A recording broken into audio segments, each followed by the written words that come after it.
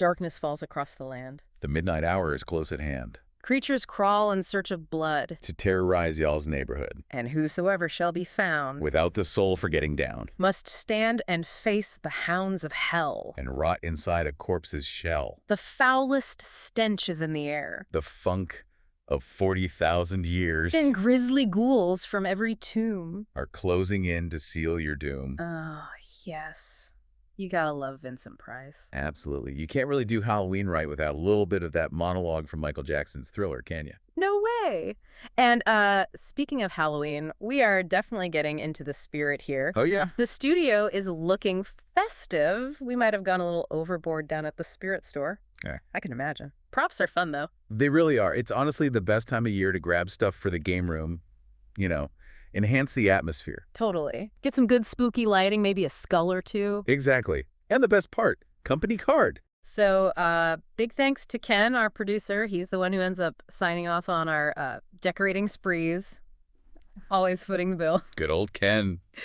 All right, welcome back, everyone, to D&D World Weavers. Hello again. Tonight, we are continuing our journey through Ravenloft, and we're hitting some real spooktacular horror this time. Oh, yeah. If you're into, like, The Walking Dead or Left 4 Dead, Yeah. maybe the old Romero movies. Classic zombie stuff, basically. Exactly. Then this one's definitely for you. We're digging into 1992's Night of the Walking Dead. That's TSR's Ravenloft module RQ1, written by the great Bill Slavicsek. Now, you might notice something right away.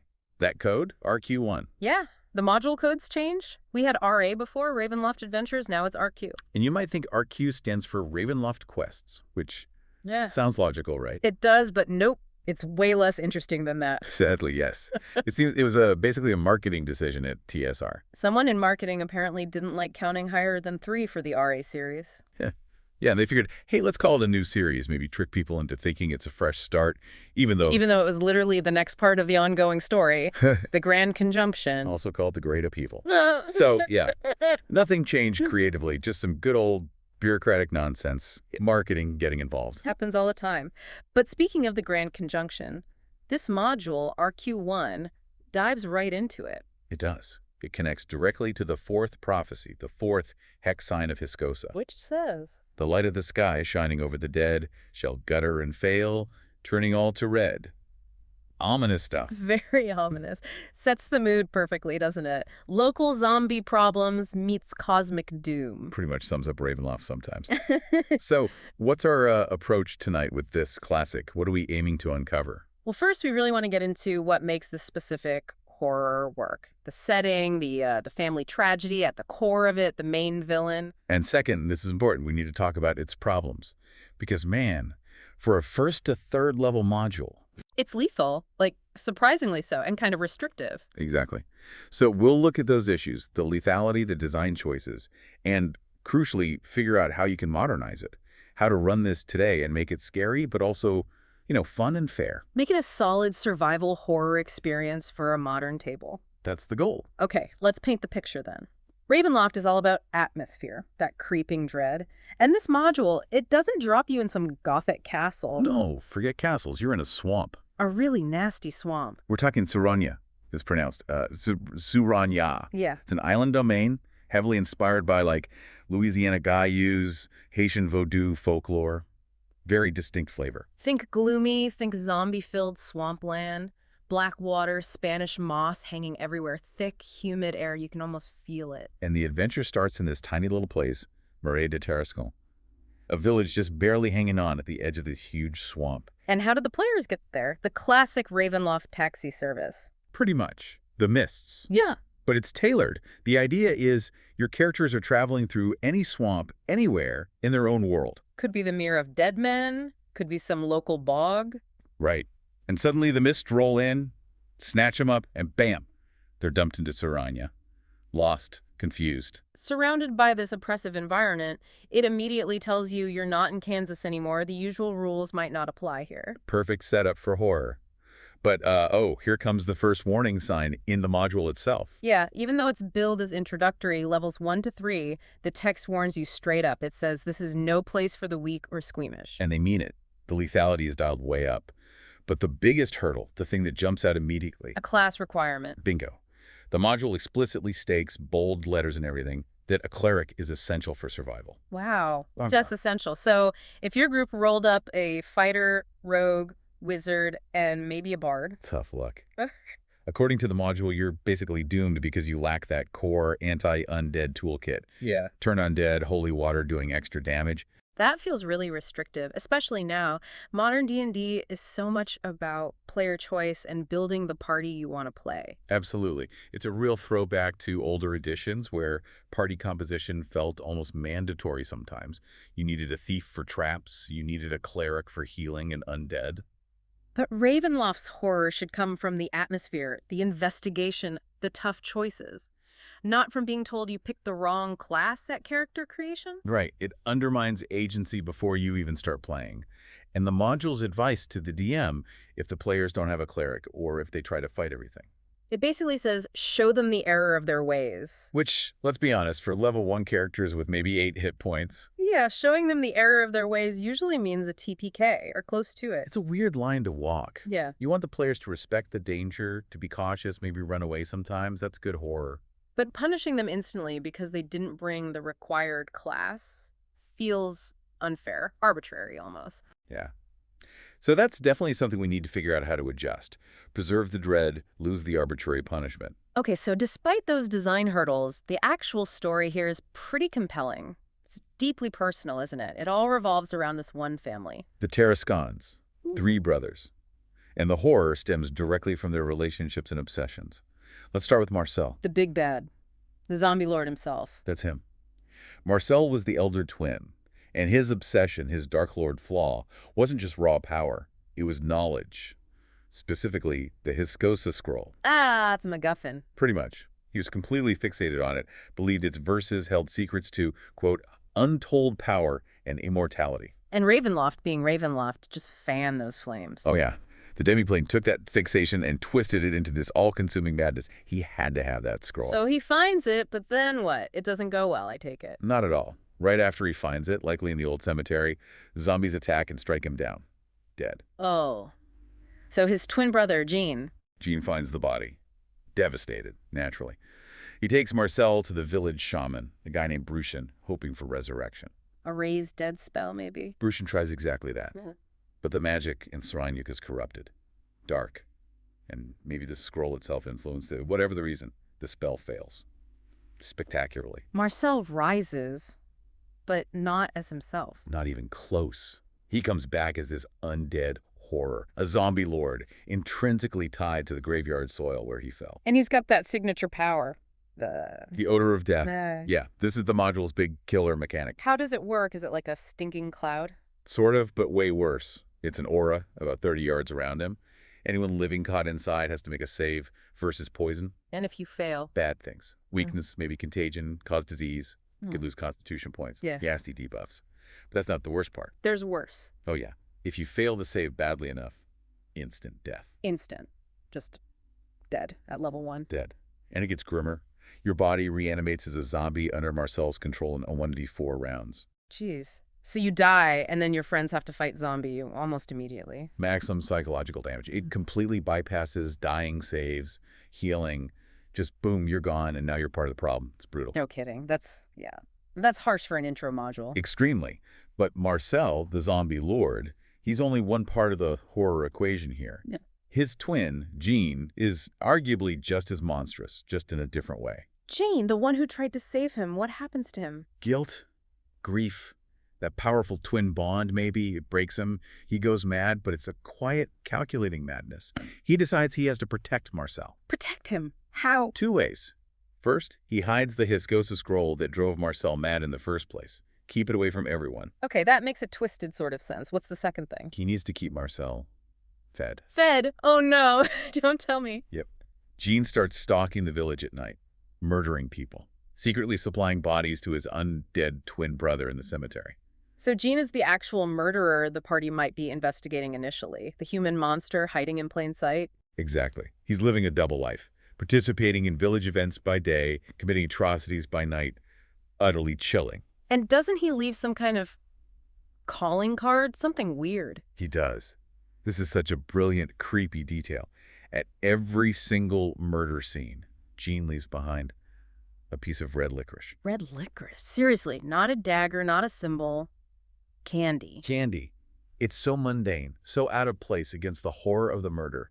It's not threatening, it's almost childish. What does that even signify? That's what makes it so effective. It highlights how fractured his mind is. He's doing these horrific things. Maybe he's seeing it as a necessary duty to his brother, but leaving behind this little piece of normal life, this sweet treat, it's jarring. It suggests someone trying to reconcile the monsters with the mundane in their own head. That's way creepier than just a bloody handprint. Much creepier. And his cruelty didn't stop there. He needed help, presumably. Help with the murders. Help managing things. Maybe disposing of evidence. Aiding Marcel. So he forced some of his family's servants, people like Colin, the blacksmith's son, and Teresa, daughter of another villager named Fiora. He forced them to eat human flesh. Oh, God. Turning them into ghouls. Yeah. So now he has these undead servants helping him maintain this whole horrific secret. The horror is spreading through the village's social fabric. This family is just poison. Okay, there were 3 brothers, right? Marcel, Jean, who's the third. Luke, the youngest brother, and he's the walking clue. What happened to him? He was there. He apparently led Marcel to the scroll, or was present when Marcel found it. He witnessed his brother's death, maybe even the failed resurrection. The trauma just shattered him. Broke his mind. Completely. The module calls him a lost one. He's severed his connection to reality. He can't really interact normally. He can't fight. So what does he do in the adventure? He follows the party, like a lost dog, almost. He clutches this book of poetry Marcel gave him. It's inscribed to Luke, my beloved brother. It's heartbreaking. Does he talk? Only in riddles. Specifically, he speaks verses from the Hyskosa scroll, but they're twisted, backwards, or garbled. Like the prophecy. Exactly. Yeah. He might say something like, "The on descend shall evil of night the land," backwards. When hand at near is signs of hex said this. Wow. So if you're paying attention, if you're taking notes, Luke is feeding you the prophecy. But you have to decipher it. You need the actual text of the scroll or careful notes to figure out what he's trying to say. That's clever. It makes the players work for the clues. Real detective work. Which is peak Ravenloft, right? It's not just about combat. It's about unraveling the mystery. And Luke's final deciphered message is crucial. Okay, so that's the core tragedy. Now, let's circle back to the gameplay experience and our first big modernization point. That swamp journey at the start. Right. Part 1. Getting from where the mists drop you to the village of Marais de Tarascon. We said the atmosphere is great, but the mechanics in the original module, not so much. The problem is it's completely railroaded, right? Totally. Which, ironically, kills the feeling of being lost and desperate. The module literally says the players wander in circles for exactly 4 days. 4 days, regardless of skills. What if you have a ranger who's amazing at survival? Or someone casts a navigation spell? Doesn't matter. 4 days. The module dictates it. Your skills are irrelevant for that entire time. Ouch. That's rough. And the encounters are scheduled too. Like clockwork. Day 1, you will fight a crocodile. Day 2, you will fight giant frogs. Day 3, you will meet the Vistani. Day 4, Luke's weird floating house will appear. So you're not really exploring or surviving, you're just checking boxes on the DM's calendar, waiting for the next scripted event. Exactly. It makes the players feel passive. Their choices, their characters' abilities, they just don't seem to matter during that whole stretch. For a modern game, especially 5e, which focuses so much on agency. It's just frustrating. It feels like you're being told your character sheet is meaningless. So, the fix. We need to rip out that rigid timeline, throw the 4-day schedule away. And replace it with something dynamic, like a skill challenge. Precisely. Focus on resource management and player actions, not just taking off days. Set a clear goal. The party needs to accumulate, say, 5 success points to navigate the swamp and reach the village outskirts. And how do they get those points? Through successful checks. Survival to forage or find a path. Nature to identify safe routes. Maybe perception to spot landmarks. Athletics to cross rough terrain. Let the players figure out how their skills apply. Set a DC based on conditions higher if it's raining or night. Okay, I like that. It gives players control. But what about the monsters, the crocodile, the frogs? They become consequences of failure, not scheduled appearances. You fail a navigation check. Maybe you stumble into the giant frog's hunting ground. You fail a survival check while trying to cross water. The crocodile senses vulnerability. So the encounters happen because the players made a mistake or took a risk? Much more organic? Right. Failure doesn't just mean you wander aimlessly. It means you lose resources. Rations, hit point spell slots, or you run into trouble. And finding helpful things like the Vistani camp or Luke's house. those become rewards for success. Maybe a particularly high survival roll leads them to the Vistani tracks. Maybe cleverly using a vantage point lets them spot Luke's house. It makes player competence feel rewarding again. The swamp is still dangerous, you still feel lost and pressured, but your choices dictate the pace and the outcomes. Exactly. It turns that whole first section from, like you said, a railroad into an actual engaging survival challenge. Much better for today's players. Okay, that's a solid fix for the structure. Now let's tackle the other big one, the lethality, specifically Marcel's instant kill power. Yeah, the odor of death's save or die and become a zombie effect. We established it's incredibly harsh for low levels. It just cuts the tension dead, doesn't it? Yeah. Roll a die, oops, you failed, make a new character, there's no drama, no chance for rescue. It feels arbitrary. Bad luck shouldn't instantly invalidate your character in an introductory adventure.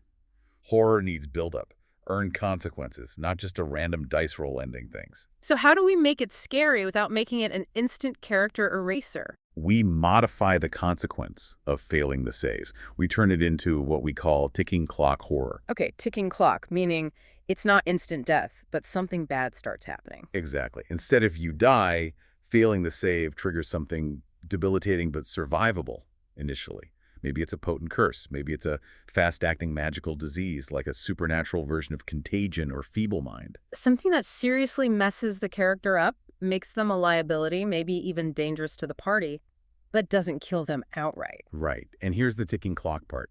If this curse or disease isn't cured within a specific time frame, maybe 24 hours, maybe until the next sunrise, something dramatic, then the victim succumbs.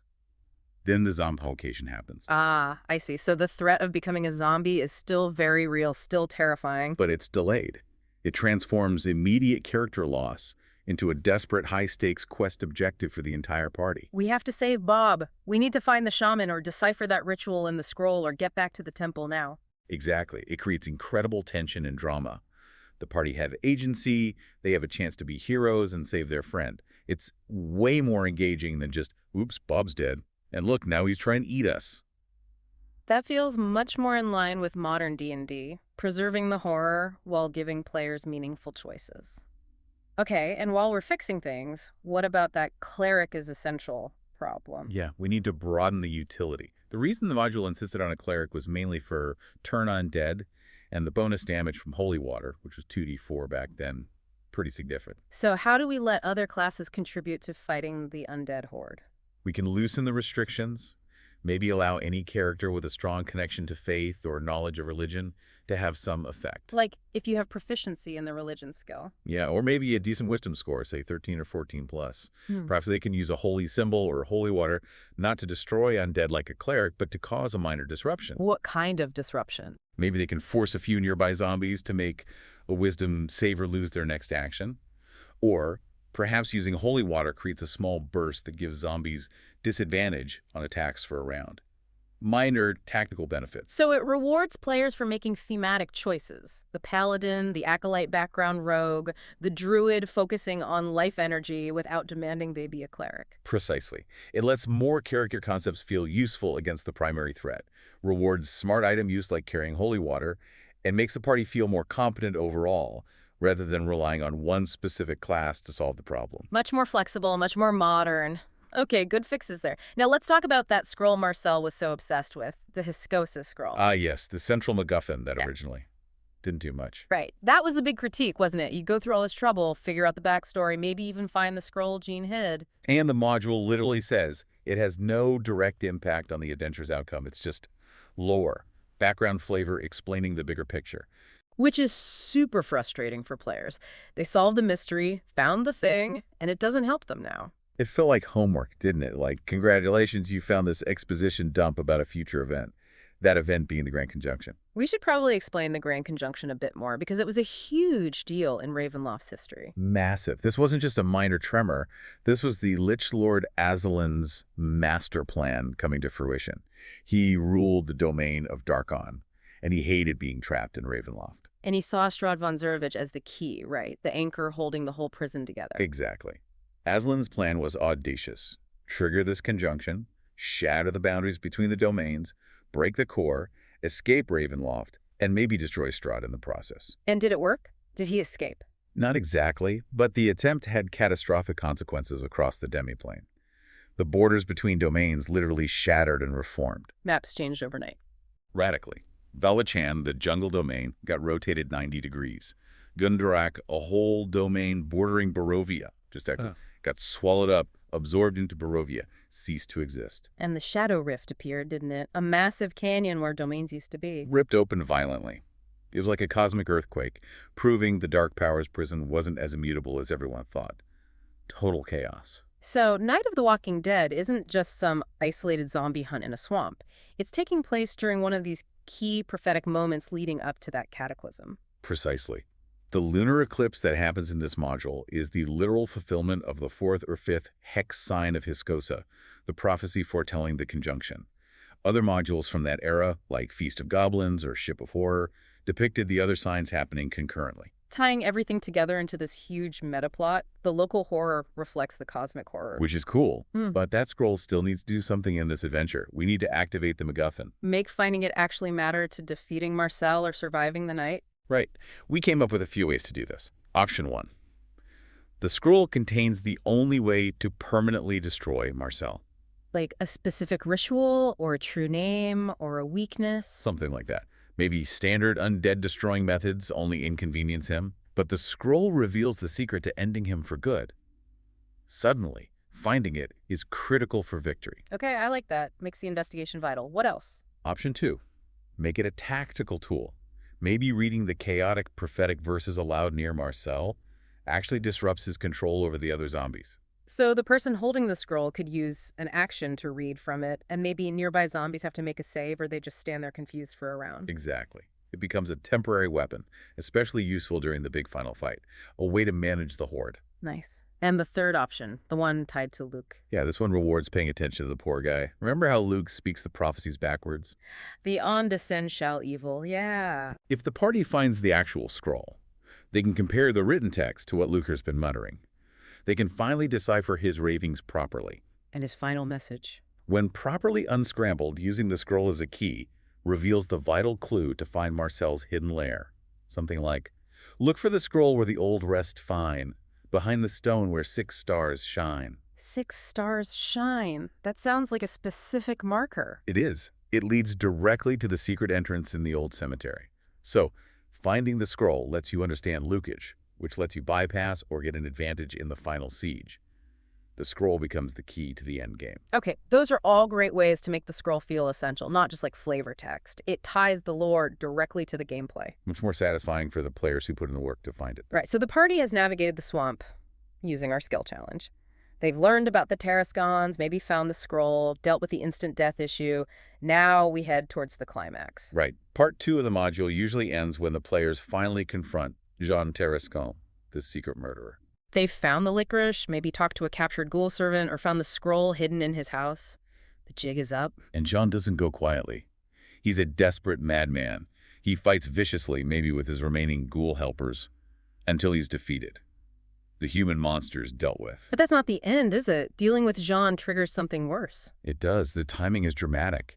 Just as Jean falls, that gathering storm the module has been hinting at for 4 days finally breaks. Not just rain, a real deluge. And under the cover of the storm, Marcel makes his move. He unleashes his full army. The module specifies no fewer than 25 zombies begin marching out of the cemetery towards the village. 25 zombies against a low-level party. That's a siege. It absolutely is. The players have a choice. Try to defend the village against overwhelming odds, or use the clue they got, hopefully from Lukage and the scroll, to make a targeted strike against Marcel himself. The 6-star shine clue leading to the cemetery. Exactly. If they figure that out, they can head to the old cemetery, find that specific gravestone or mausoleum marker with 6 stars, and discover the hidden passage in the module leading down into the Tarascon family tomb. Marcel's lair. What's it like down there? Peak Gothic horror. It's a proper tomb, maybe damp and smelling of earth and decay. The centerpiece is Marcel's own sarcophagus, resting on this disturbing platform made of bones. And the light comes from eerie skull braziers. Creepy. Perfect boss arena. Totally. Claustrophobic, atmospheric. And it's here, during the final fight against Marcel and maybe a few ghoul guards or tougher zombies, That the prophecy happens. the prophecy pays off. The Hexine moment. Suddenly a massive thunderclap shakes the tomb. Lightning flashes, maybe cracking the skylight or dome above. Yeah. Everyone looks up. And they see the moon. The full moon, but it's turning this sickly pale red color, and it's starting to shrink. The lunar eclipse. The light of the sky shall gutter and fail, turning all to red. It's happening right now. Wow. Talk about tying the local fight to the cosmic scale. That must be an amazing moment for the players. It really sells the importance of the event. And it has a mechanical benefit, too. What does it do? The sheer unnaturalness of it, the fulfillment of the dark prophecy, stuns Marcel and all his nearby zombies. They just pause, in shock or awe, for 100 D4 rounds. The free window of attack. Exactly. It's the reward for getting this far, for understanding the clues, for being there when the hex sign manifests. It gives the party a crucial edge in that final tough fight. Earned heroism. That's brilliant. So they use that window, they fight Marcel. Hopefully they have the scroll info if they needed a special ritual. And they destroy him. Once Marcel, the zombie lord, is destroyed, the magic animating his horde breaks. The zombies out in the swamp don't dramatically crumble to dust, but they lose their driving purpose. They just become mindless wanderers again, shambling off into the fog. The immediate threat to the village is over. And the aftermath. What's the legacy of this adventure? Well, it's a powerful introduction to Ravenloft's style of horror. Even with the original module's flaws, it taught players that careful investigation, resource management, and sometimes running away were more important than just charging in. It set the tone. And if Luke survived... The module says destroying Marcel breaks the curse or trauma affecting him. He comes back to himself, maybe not fully healed, but lucid again. A small moment of hope in the grimness. And then the players get to leave Souragne. They leave the village, yes. But as they head back into the swamp, the mists roll in once more. Of course they do. Ravenloft is never really done with you. On to the next domain of dread. Ready for the next nightmare. But they survived this one. That really shows the genius of Ravenloft, doesn't it? How this module, Night of the Walking Dead, connects something so personal, this messed up family, the brother's obsession, the murders, to this absolutely massive, setting-altering cosmic event, the Grand Conjunction. Every local pocket of evil contributes to the overall fabric of dread. It's a perfect example of how Ravenloft works. And hopefully, with the fixes, we discuss the skill challenge for the swamp, the ticking clock for the death aura, making the scroll useful, broadening class utility. Yeah, hopefully those ideas help DMs run this classic today and really capture that survival horror feel without the more frustrating bits of the original design.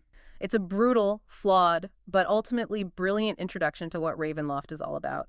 RQ1, Night of the Walking Dead, definitely captures that gothic survival horror vibe, even if it needs some serious tweaks for modern play. For sure. It's got some major flaws, especially that cleric thing and the railroad swamp, but the core story, the Tarascon tragedy, that holds up. It's a classic for a reason. So we figured out how we'd update RQ1, which brings us to you, our listeners. What classic D&D module do you think is desperately crying out for a modern overhaul? Maybe one that's too deadly, too railroady, or maybe just has some questionable content that needs updating? Let us know in the comments. Yeah, we'd love to hear your thoughts. And thank you all so much for tuning in and letting us ramble about these old adventures. Also, a huge thank you to everyone out there who takes the effort to scan and preserve these old modules on places like archive.org. You're keeping history alive for all of us. Absolutely. Remember, you can find all our past conversations and usually links to free PDFs of the stuff we talk about over on the Triptygram Productions YouTube channel. Check it out. We drop new episodes every Saturday night. And if you enjoyed digging into the swampy horror of Souragnes with us, definitely let us know below. And as always, a massive thank you to Ken, our producer, for wrangling the materials and letting us do this. Thanks, Ken. All right, final reminders. Like, subscribe, share with your gaming group, ring that bell. It all helps. Next week, we're actually sticking with Ravenloft for a bit, continuing to follow threads from the Grand Conjunction. Should be interesting. But until then, here's a final thought to chew on, maybe. The dark powers in Ravenloft twist ambition and desire into monstrous forms, right? So, what secret ambition or desire might you be nursing that, if twisted, could become your own personal domain of dread? Ooh, deep. Okay, on that cheerful note, happy Halloween, everyone. Stay safe and be careful what you wish for in the mists.